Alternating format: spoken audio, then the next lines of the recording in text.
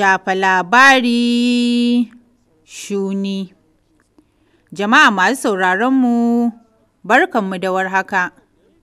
Muna nan a cikin littafi mai suna ba su da laifi, wadda Sadiya Muhammad Tahir ta wallafa. Jamila Ahmad Maidamma ita ce wacce ta aiko mana da littafin. Salamatu Bello Abdullahi ke cewa a yi sauraro lafiya.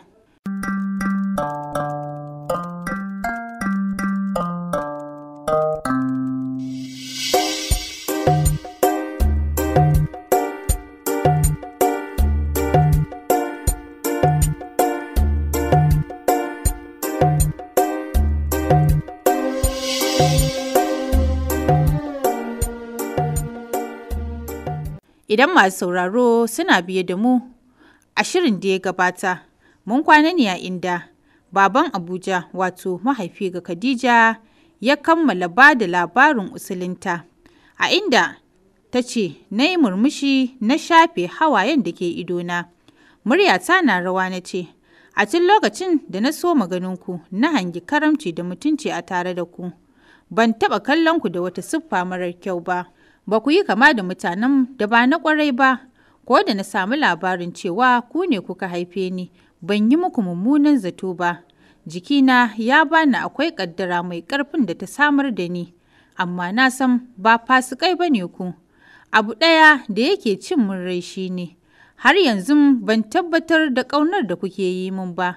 Ina kokwanto cikin raina, shin da Allah bai ba ku haihuwa ba, da za ku taɓa tunawa da ni? Za ku taɓa nema na?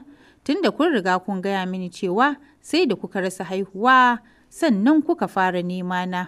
Sai a lokacin ne Anty Fati ta yi magana ta ce, Khadija, a nan muka tsaya, yau za mu ci gaba. Khadija, duk zargin da za ki yi ni za ki zarga, amma ban da mahaifinki. Tun daga ranar da ƙaddarar samun ki ta haɗa ni da mahaifinki, ban sake sanya shi cikin idona ba. Baya zuwa Najeriya, kuma ban taɓa zuwa wata ƙasa ba a lokacin, balle in yi zaton wani lokaci zan je ƙasar Jamani na gan shi. Babu wannan wayar ta hannu ta zamani balle mu samu hanyar da za mu yi wa juna magana. Don haka duk abin da ya faru na sani kuma na ɓoye, ban gaya wa kowa ba. Bai fice sati biyu da komawa ƙasar Jamani ba, na fara rashin lafiya. Da na je asibiti aka duba ni, likita ya tabbatar mini da cewa juna biyu gare ni. Faɗuwa na yi a wajen warwas, na sume, na fi awa 2 ban farfaɗo ba. Sai da na farka na ga wata nurse zaune a gefe na, tana ganin na farka ta so yi min sannu. Na tsira mata ido ina kallonta, ina so na tunano ko menene ya faru da ni ko a ina nake. A hankali kuwa na dawo cikin hayyacina, na soma kuka mai ban tausayi mai tsuma zuciya. Ina mai fatan ina ma Allah zai ɗauki raina na mace a wannan lokacin. Nas ɗin ce ta dafa ni ta ce da ni, sannu yaya jikin naki, kuma don Allah ki daina kukan nan kin ji ko? Ba zan iya daina kukan nan ba, saboda abun kukan ne ya same ni, dole ne kuka. Dole ne kukan ƙaddarar da so ta haifar mini. Sai da na yi kuka na ya ishe ni sannan ne shiru. Nas ɗin ta dube ni ta ce da ni, ƙanwata ki yi shiru ki saurare ni, tambayar ki nake sanyi kuma ki daure ki amsa mini tsakaninki da Allah. Na jinjina mata kai, ta ce, kin san cewa kin zo asibiti ganin likita baki da lafiya ko? Na amsa mata da kai. To baki manta cewa likita ya duba ki ba, har ya yi miki gwaji ya gano cewa kina da juna biyu ko? Na kaɗa mata kai, na rufe idanuwa na, wasu hawaye masu azabar zafi suka sauko mini a fuska. Na tsinkayi muryarta tana cewa, jin cewa kina da ciki ya haifar miki da sulalewa, kika zube a ƙasa sumammiya. Don Allah, menene dalili? Ba kya son cikin ne? Na buɗe idona ina kallonta, wasu sabbin hawaye suna zuba daga idona. Ban amsa mata ba, amma cikin raina na amsa da cewa ina son cikin nan fiye da komai a duniya. Duk masoyina ne ya yi min cikin. Ko ban samu komai a tare da shi ba, na tsira da ɗansa, na gode wa Allah. To amma yaya zan yi da tashin hankalin da zan jefa magabatanmu a ciki sanadin wannan cikin nawa idan suka ji labari? Ba ki da aure ne? Na kaɗa mata kai alamar cewa ta Ta girgiza kai ita ma, abun mamaki, sai na ga hawaye yana zuba daga idanta. Ta ce, me yasa kika yi haka ne? Me yasa kika yarda kika yi wa kanki wannan illar? Sai a lokacin na yi mata magana na ce da ita, ƙaddara. Safi mintuna 5 bata sake yi min magana ba, ta dafe goshinta da hannunta, ba na ganin idanuwanta, amma ina ganin saukar hawaye raɗa-raɗa suke bin fuskanta. Na sake jin hankalina ya ƙara tashi, ba ita ta cikin ba ma take kuka, ina gani kuma da na yi shi. A lokacin na sake ji na cikin firgici da tashin hankali, na rinka kuka kamar raina zai fita. Da ƙyar ta samu ta sha kaina, ta rinka rarrashi na, ta yi mini nasihar na yarda da ƙaddarar Allah. Sai da na nutsu ta ce na ba ta labarin abin da ya faru. Na zayyane mata komai, ta tausaya mini sosai, ta ce da ni matsalar iyayenmu kenan. Sun sani sarai cewa so ƙaddara ce, so halitta ce, so rai ne da shi. Sun sani sarai yadda zuciya ke kasancewa idan ta kamu da ciwon son abin da take so, amma sai su ƙasa-ƙasa su ce sai an bi zaɓinsu. Bayan ba su ne za su yi maka zaman auren nan ba, kuma ba za su iya raba ka da raɗin da yake cikin zuciyarka ba. Ta sa hannu ta share hawayen fuskarta, sannan ta dube ni ta ce da ni, yanzu me kike tunanin yi da cikin nan? Ban ɓata lokaci ba na ce da ita, idan har so na ne, da na riƙe cikin nan na haife shi. Bayan tsoron Allah akan haramcin zubar da ciki, ina tsananin baƙin cikin a ce na zubar da cikin Kabiru, amma iyayena masu tsaurin ra'ayi ne, sannan sanadin cikin nan komai na iya biyo bayan mu ni da Kabiru, saboda haka ba zan bar cikin nan ba, dole na rabu da shi ko ba na so, kuma ba zan gaya wa mai shi ba har abada, saboda a sanin halinsa da na yi, na san da ya ji labarin cikin nan ba zai ji kunya ba, zai ce na bar masa abinsa yana so, kuma ba zai damu da tashin hankalin da ɓacin ran da hakan zai haifar mana ba. Tunda ko ranar da ƙaddarar ta sa muka kusanci junanmu, bai ɓoye wa mahaifiyarsa ba, shi da kansa ya same ta ya gaya mata. Ta ce da ni, idan har kin san cewa zai amshi cikin nan, kuma zai iya toshe kunnuwansa akan duk wani abu da zai biyo baya, me zai hana ki bar cikin nan, ki haifi abinki? Surutu da faɗa, rigima, wataran za a gaji a daina yinsa. Na rinka girgiza mata kai, ba zan taɓa iya zama da cikin nan ba har wata 9 a jikina, ba don wahalar da zan sha ba. A'a, ba zan iya haddasa wa iyayena da dangina baƙin cikin da za su yi ta shansa ba har tsawon wannan lokacin. Kai, har ma abada ba za su manta da wannan abun ba. Idan na tuna da Baba Alhaji da wasu masu zafi a cikin iyayenmu, sai na ji na karaya da tsoro sun ƙara cika mini zuciya. Na ji ya kamata dai in zubar da wannan cikin da yake jikina. Ta shafe ayoyi tana yi min nasiha, a ƙarshe ta ce da ni, wa kika fi jin tsoro ne tsakanin Ubangiji da magabatanki Khadija? Ubangiji, na amsa mata ba tare da ɓata lokaci ba. Ta ce da ni, ki ji tsoron Allah, kar ki zubar da cikin nan Khadija. Da a ce idan kin je zubar da cikin nan, kina da tabbacin cewa za ki rayu. To sai ki ce kina da damar ƙare rayuwarki kina neman gafarar mahaliccinki. To abin tsoron shi ne, mafi yawancin lokuta idan mace ta je zubar da ciki a nan take rasa rayuwarta gaba ɗaya. Idan kika mace a wannan tafarkin, me za ki je ki ce ma mahaliccinki? Me kike zaton zai zama makomarki? Na rintse idona na faɗa wani dogon tunani. Tabbas ba ni da mafita idan har Allah ya ɗauki raina a turbar na je cire ciki a jikina. To tabbas ba ni da makoma, ina cikin wannan tunanin ne na ji tana ce da ni, komai da kika gani a duniya ƙaddara ce, kowane ɗan adam da kika gani Allah ya shiryo masa kalar ƙaddararsa, kuma baki isa ki guje mata ba, saboda haka ki daure ki yi jarumta, ki rungumi ƙaddarar da aka jarabce ki da ita, ki yi istighfarin laifin da kika yi wa Ubangijinki, amma ki rungumi ƙaddararsa a kanki, sai hakan ya zamar miki alkhairi a gare ki duniya da lahira.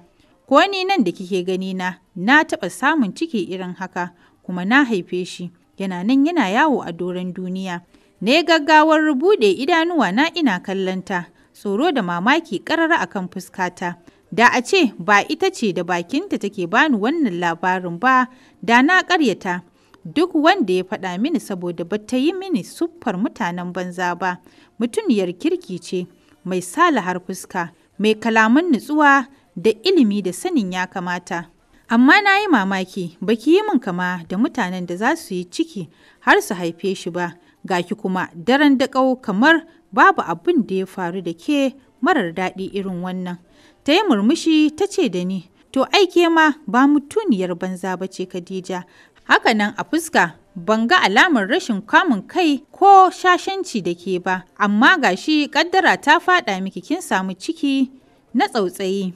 Na jinjina kai na ce da ita haka ne, ke ma sanadin raba ki da masoyinki ne da aka yi ya haifar miki da hakan? Ta girgiza kai, a take na ga yanayin fuskarta ya canza, idanunta sun canza kala a lokaci guda.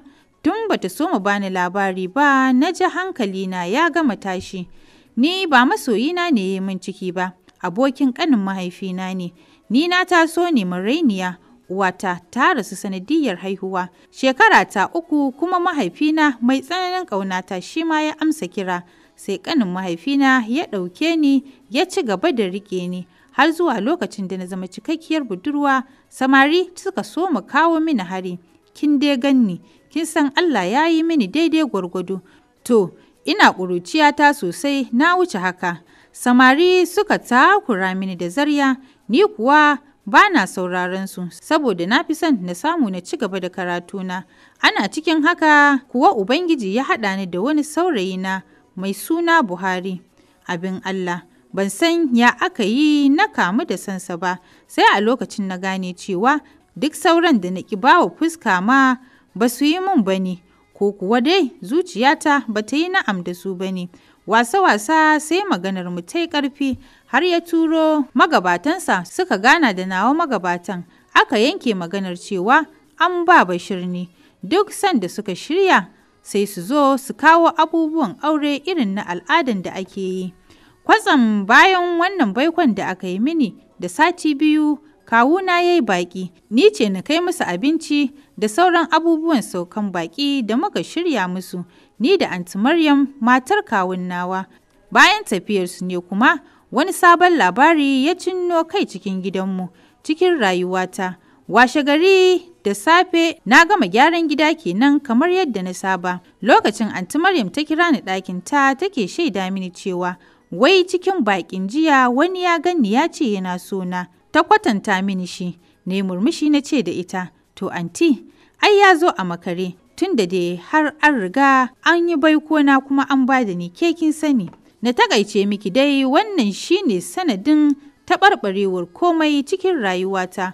Muka yi ta ɗauki ba daɗi da kawuna da matarsa, akan sai an janye wancan maganar sun haɗa na aure da abokinsa. Lokacin na san cewa da gaske kuɗi kan canza wa ɗan adam tunaninsa. Ina ji ina gani suka sallami maganar Bashir suka shiga hidimar shirye-shiryen bikina da abokin kawun nawa sunan shi Alhaji Bello.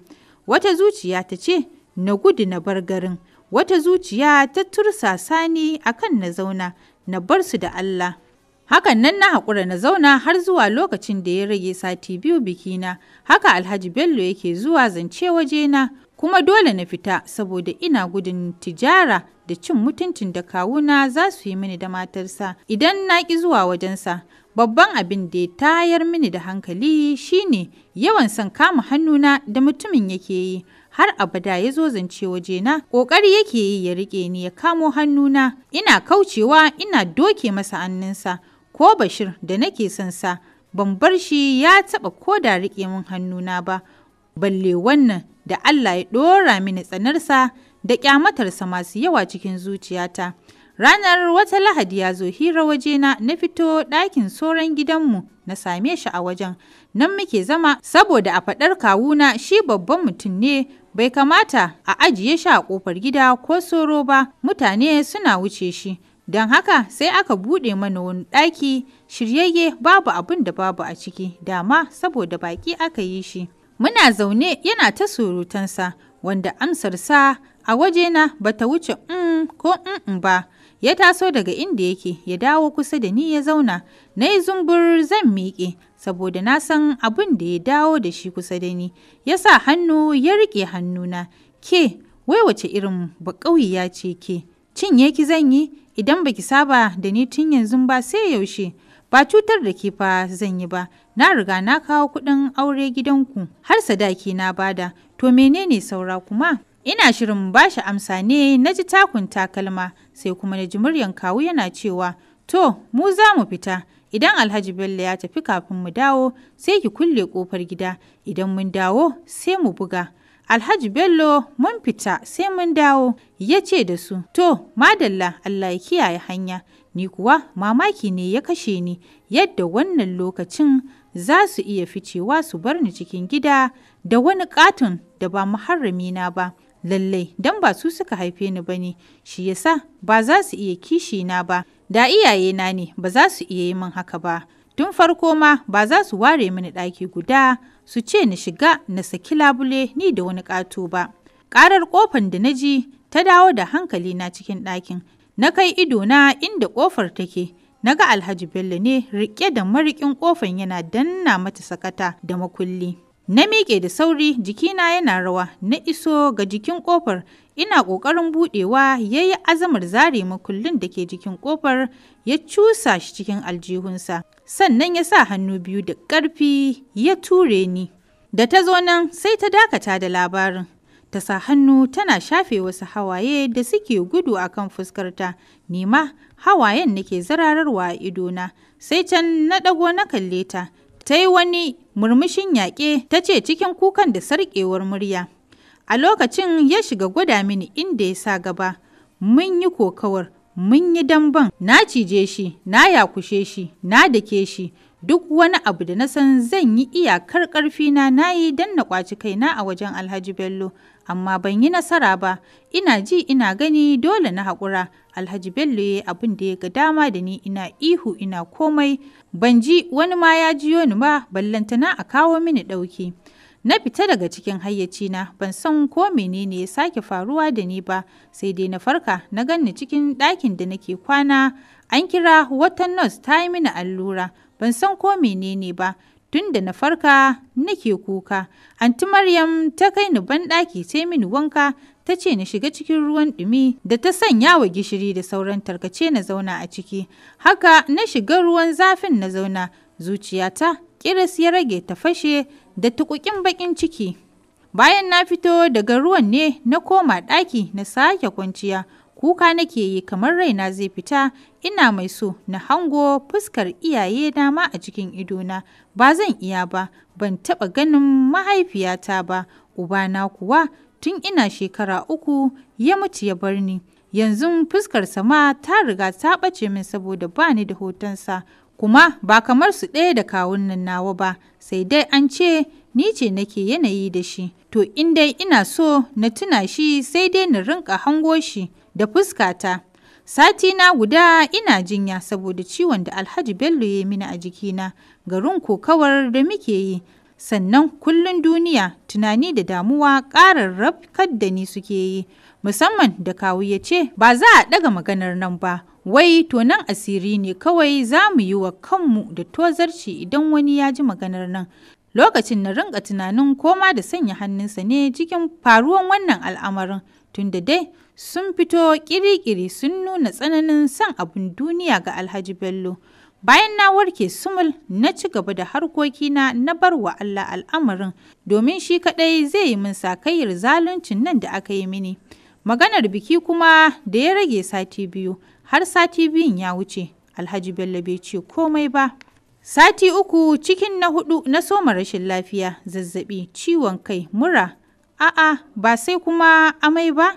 Anti Maryam ce ta raka na asibiti. Ranar muka dawo da mummunan labarin cewa ciki ne da ni wata ɗaya. Tun daga asibiti nake kuka ban daina ba har muka zo gida. Hankalin kawu da na Anti Maryam ya kai ƙarshe a tashi a lokacin. Idan har tonan asiri ne suke gudu, to ga babban nan ya same su. Ni dai bana magana, ban yi kuma wani tunani ko wani hanzari ba game da cikin nan. kuka kawai nake yi, babu ji babu gani. A lokacin kawu ya nemo Alhaji Bello ya shaida masa halin da ake ciki. Alhaji Bello ya kawo maƙudan kuɗi ya bashi, wai a je a san yadda za a yi da cikin nan. Tun daga lokacin suka shiga fafutukar raba ni da cikin nan. Asibiti da magungunan gargajiya babu wadda ba a yi ba. Allurai amma duk a banza, ko gezau cikin nan bai yi ba.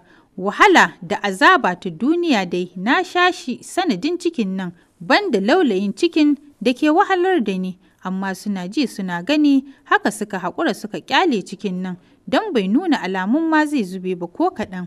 Allah da ikonsa kuwa sai da cikin nan ya girma cikin jikina, har na haife shi, na haifi ɗiyata samɓaleliya kyakkyawa mai kama da ni sak. Dole kawu ya yi mata huɗuba ko baya so. Ranar suna aka raɗa mata suna Salamatu. Na shayar da abata tsawon shekara ɗaya. Tsangwama da masifa da bala'i da tsana babu wanda ba a nuna mini ba cikin unguwa da kewayenta. An daina harka da ni, an tsane ni, ko wucewa na yi sai dai ki ga ana yada mini da magana cikin gidanmu. Ban huta ba. Tsakanina da kawu da Anti Maryam sai zagi da hantara da cin mutunci. Saboda wai suna jin baƙin cikin zama da ni, na jawo musu abun kunya a gari. Ba zan manta wata safiya ba, ranar Laraba ce, na farka da sassafe na shiga gyaran gida na gama, na ɗora ruwa na yi wa Salamatu wanka na shirya ta. Tana riƙe da hannuna, barci ya ɗauke ta, saboda haka na kwantar da ita bisa kan katifar mu, nima na fita na shiga wanka. Ina banɗaki ina wanka na ji muryar kawu yana ƙwala mini kira. Ke sa'a, kina ina? Ina jin Anti Maryam ce ta ce masa na shiga wanka. Ya shiru ya zauna jira na. Bayan na fito daga wanka ko shiryawa ban yi ba, na saka hijabi na je na same shi a falo na ce, gani kawu. Ya ɗago ya dube ni ya ce da ni, kin san dalilin da ya sa nake neman ki? Na girgiza masa kai, sai ya ce, dama wata shawara ce na yanke game da zaman nan naki, haka babu aure, babu abin yi. Ina ganin wannan yarinyar da take zamar miki abin gori, mu ɗauke ta mu kai ta gidan renon yara mana. Idan ya so sai ki samu ki shiga makaranta, idan kuma wani ya ganki ya ce yana so, sai ki rufa wa kanki asiri ki yi aurenki ko? Amma kin san matsawar za a ci gaba da ganinki da yarinyar nan, babu mai aurenki a garin nan. Wani irin tuƙuƙin baƙin ciki ya tunnike ni, na soma kuka. A duniya a wannan lokacin ba ni da abin son da ya fice yarinyar nan, duk kuwa da irin haihuwar da na yi mata, duk da tsanar da na yi wa mahaifinta. Ina son ta, ina tausaya mata, saboda ba ta da wani gata a duniya sai nawa. Duk zamanta a duniya, ubanta bai taɓa zuwa ya ganta ba ko sau ɗaya. Hakanan duk irin arzikin da yake da shi, bai yi mana komai na tallafi ba. Kawu kuma bai yi wani ƙoƙari ba akan ya karɓar mana 'yancinmu da haƙƙinmu a kansa. Ni kam dama ban taɓa nema ba ma bari in ce na samu, ban taɓa bin ta kansa ba. Muka yi ta gardama ni da kawu akan ban amince a ɗauki ɗiyata a kai ta gidan renon yara ba, a bar mini a bata, ina so zan riƙe kayata. Sati kusan guda muke abu ɗaya ni da shi. Zagin duniya babu wanda ban sha ba, ranan dai ya zuciya ya same ni ya yi min dukan tsiya, dukan da tun zuwa na duniya ba a taɓa yi min irinsa ba. Kuma ya kafa mini sharaɗin lallai sai na ɗauki yarinya an kai ta gidan marayu, ko kuwa na tattara mu bar musu gidansu baki ɗaya. Shi ba zai iya riƙe mu cikin gidansa ni da ita ba, bayan wahalata da tata da muke ɗora masa ta yau da gobe. Ba zai iya abin kunyarmu ba da maganar da muke ja masa.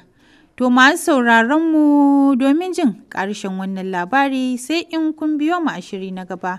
A madadin mawallafiyar wannan littafi, Sadiya Muhammad Tahir, sai wacce ta aiko mana da littafin, Jamila Ahmad Maidamma. Abba Ibrahim shine mai kula da shirin.